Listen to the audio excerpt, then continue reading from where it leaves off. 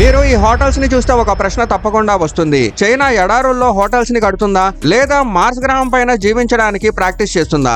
ఎందుకంటే ఇవి సాధారణ హోటల్స్ కావు. ఇవి ఎడారి మధ్యలో మనిషి ఎలా జీవించగలడో చూపించే లైవ్ ఎక్స్పెరిమెంట్స్ లా ఉన్నాయి. గోబీ ఎడారి లోతుల్లో చుట్టూ ఎలాంటి నగరాలు లేకుండా నిర్మించిన ఈ హోటల్స్ పూర్తిగా గ్లాస్ డోమ్ రూమ్స్ తో ఉంటుంది. రాత్రి లైట్స్ లేవు, శబ్దం లేదు, కేవలం నక్షత్రాలు, నిశ్శబ్దం, అంతరిక్షం లాంటి ఫీలింగ్. ఇక్కడ నిద్రపోవడం అంటే భూమి మీద ఉన్నామనే కాన్సెప్ట్ కూడా మర్చిపోవడమే. అందుకే కొంతమంది దీనిని భూమి మీద మార్స్ గ్రహం అని పిలుస్తున్నారు. ఈ నిర్మాణం కాంక్రీట్ లేకుండా కేవలం స్టీల్ ఫ్రేమ్ తో నిర్మించారు. ఇది మంగోలియన్ యూట్స్ నుంచి ఇన్స్పిరేషన్ పొందింది. అంటే పాత life style plus future engineering. ఇంకా ఆశ్చర్యం ఏంటంటే ఈ హోటల్స్ ఎక్కువగా సెల్ఫ్ రిలయంట్ గా పనిచేస్తాయి.